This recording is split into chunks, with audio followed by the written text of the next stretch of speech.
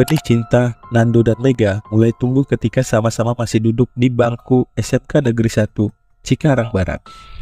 Sekolah itu menjadi saksi bisu kisah cinta mereka saat berseragam putih abu-abu. Keduanya sama-sama lulus dari jurusan Teknik Komputer Jaringan pada tahun 2017. Setelah lulus sekolah, Nando yang lahir pada 1999 langsung memasuki dunia kerja sebagai instruktur di LPK Indah Head Karya. Lalu pria muda yang memiliki pengalaman di bidang manufaktur kendaraan roda 4 dengan spesialis pengecatan itu sempat bekerja sebagai operator produksi spray painting selama 2 tahun. Sedangkan Mega yang lahir di Bekasi pada 20 Oktober 1999 tercatat bekerja di beberapa perusahaan kecantikan seperti beauty advisor, di antaranya di perusahaan Biu, Sosiola, Orang Tua Group, dan terakhir di PT L'Oreal Paris Indonesia. Dia juga tengah merintis karir sebagai konten kreator kecantikan atau beauty vlogger di akun media sosialnya seperti Facebook, Instagram, dan TikTok. Hubungan keduanya kemudian semakin serius hingga keduanya menikah sekitar tahun 2020 lalu. Melihat akun medsos keduanya, pasangan ini kerap memposting berbagai momen kebersamaan, momen-momen romantis, dan kasih sayang. Mega dan Nando saat ini tinggal di Cikarang Barat. Pasangan muda Mega dan Nando sudah dikaruniai 2 anak, masing-masing berumur 3,5 tahun dan 8 bulan. Karena Nando dan Mega sibuk bekerja, seringkali kedua anaknya dititipkan di rumah sang ibu, Linda, yang tinggal di daerah Tambun Selatan. Nando yang bekerja dengan status karyawan kontrak, digaji tak lebih dari upah minimum regional sebesar 3 juta. Sebagai tambahannya, Nando rela nyabi sebagai pengemudi ojek online. Sedangkan Mega memiliki penghasilan jauh lebih tinggi sebagai beauty advisor atau memegang event mingguan. Ia mempunyai penghasilan tambahan tersendiri. Perbedaan penghasilan inilah yang menjadi bumerang di kehidupan keduanya. Konflik keduanya seputar masalah ekonomi ini menjadi awal cekcok mulut. Bahkan cekcok mulut keluarga kecil ini kadang berujung pada tindak kekerasan dalam rumah tangga. Nando yang hanya karyawan kontrak dan sambilan ojek online ini dengan gaji yang jauh di bawah Mega kerap direndahkan dan dihina oleh Mega. Karena tak tahan atas hinaan, harga diri Nando lama-lama berontak. Gejolak jiwanya tak terbendung sehingga muncul tindakan KDRT kepada Mega. Puncak terjadi tindakan kekerasan yang dilakukan Nando terhadap Mega di rumah kontrakannya, Kampung Cikedokan, RT 04 RW 11 Desa Sukadanau, Kecamatan Cikarang Barat pada 7 Agustus 2023. Saat itu terjadi pertengkaran hebat sehingga terjadi pemukulan. Bukan itu saja, Mega dikunci dari luar rumah kontrakannya oleh Nando. Keributan pada malam itu sempat terdengar oleh pemilik rumah kontrakan yang bernama Dewi. Dewi sempat menolong Mega yang terkunci dari luar. Dewi pun kala itu mewanti-wanti dan memberikan saran agar Mega tinggal dahulu dengan orang tuanya di Tambun Selatan. Karena khawatir tindakan KDRT terulang lagi, dia berharap bila berada di lingkungan keluarga sendiri, Mega akan lebih aman. Setelah itu, Mega menceritakan kejadian tersebut ke orang tuanya. Mega pun langsung melaporkan Nando ke polisi. Namun, Nando tak sampai di penjara, walaupun Mega sudah menyerahkan hasil visum. Lantas, polisi mengirim surat panggilan kepada Mega pada 21 Agustus. Surat itu lantas dibawa oleh Mega. Tak lama setelah itu, Mega kembali mendapatkan panggilan dari pihak kepolisian lewat pesan WhatsApp. Namun, chat dari polisi tersebut rupanya lebih dulu dibalas oleh Nando. Mega bercerita kepada ibunya kalau ia mendapatkan surat panggilan kedua melalui pesan WhatsApp soal masalah KDRT. Tapi, Nando mengetahuinya lebih dulu. Ia membalas kalau hubungan mereka sudah baik-baik saja dan sudah tinggal serumah. Mega tak tinggal diam. Mega akhirnya mengungkap keinginannya kepada ibunya, berharap supaya Nando tak mengulangi perbuatannya.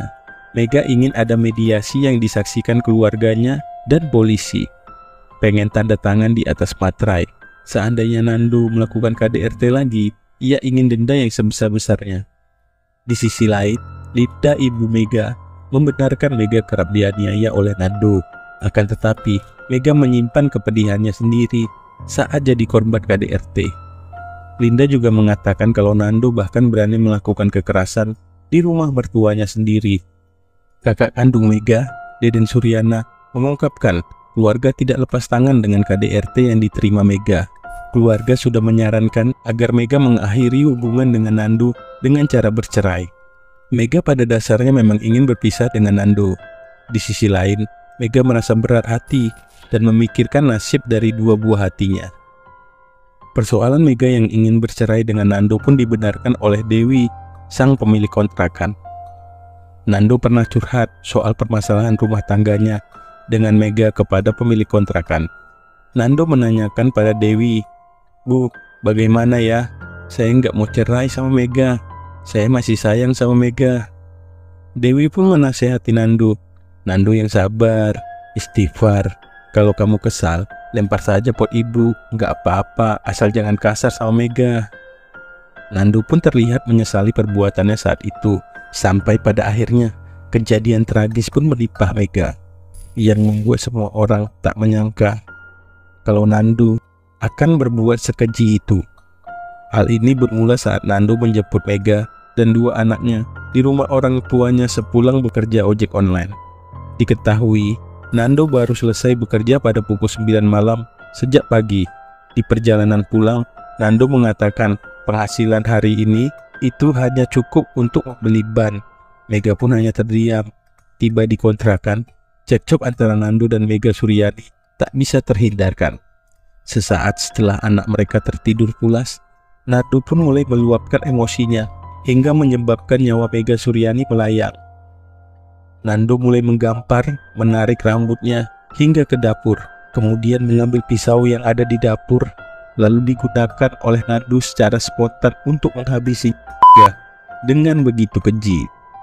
Setelah mengetahui kalau Mega sudah tewas, Nando memandikan Mega dengan sangat bersih, lalu membersihkan cairan merah yang berceceran menggunakan baju anaknya yang kebetulan sudah tidak terpakai lagi. Setelah bersih, lalu jasad Mega dibawa oleh Nando ke tempat tidur. Lalu jasad Mega dibaringkan di tempat tidur dan ditutupi oleh handuk berwarna hijau. Nando pun mulai kebingungan harus berbuat apa. Setelah itu, anak mereka pun terbangun dan kebetulan masih ada sisa cairan merah yang belum sempat dibersihkan oleh Nando. Cairan merah itulah yang sempat dimainkan oleh anaknya. Setelah menghilangkan nyawa Mega, Nando menjalani kehidupan seperti biasanya. Pemilik kontrakan bahkan melihat Nando sedang menjemur pakaian dengan santai. Pada Jumat siang 8 September 2023, ia pun langsung menitipkan dua anaknya ke rumah mertuanya dan bergegas pulang ke rumah orang tuanya. Lalu, ia menceritakan apa yang telah ia perbuat terhadap istrinya. Di sisi lain, Linda ibu Mega merasa aneh. Tidak seperti biasa, hingga tengah malam dua anak balita di rumah Linda tak kunjung dijemput oleh Mega dan Nando. Jumat, sekitar pukul 12 malam, Linda menghubungi menantunya. Ia menanyakan mengapa kedua cucunya belum dijemput. Sementara hari sudah mau berganti, Nando mengiyakan hendak menjemput dua anaknya. Ketika itu, Nando mengaku sedang makan. Namun Linda sudah menunggu sekitar sejam. Ternyata menantunya tak kunjung datang. Sudah mau jam 1:30, anak-anak mereka pun tak kunjung dijemput. Linda merasa kesal karena ia harus berjualan di keesokan harinya. Karena sudah ditunggu-tunggu tak kunjung datang, Linda berinisiatif mengembalikan kedua cucunya ke rumah kontrakan sang anak di Jalan Cikedokan, Desa Sukadanau, Kecamatan Cikarang Barat, Kabupaten Bekasi, Jawa Barat. Bersama sang suami, Linda mengantarkan kedua cucunya yang masih balita dari rumahnya di Tridaya Sakti, Tambun Selatan ke Cikarang Barat. Sesampai di rumah kontrakan Nando dan Mega, ternyata motor Nando tidak ada. Linda dan suami mengira menantunya belum pulang atau masih ngojek. Atau jangan-jangan Nando malah ke Tambun. Mereka berselisih jalan.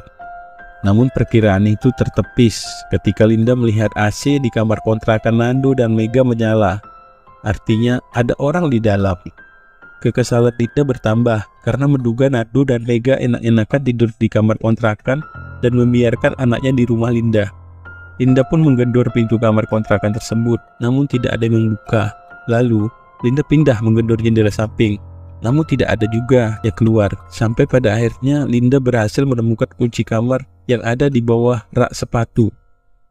Ternyata kontrakan mereka terkunci dari luar. Setelah ia berhasil masuk, ia pun kemudian kaget karena menemukan anaknya sudah terbujur kaku dengan luka sayatan di leher. Antara percaya atau tidak bahwa jasad di depannya adalah sang anak, Linda pun berteriak memanggil suaminya. Sang suami kemudian meyakinkan Linda bahwa anak mereka, Mega Suryani Dewi, sudah meninggal.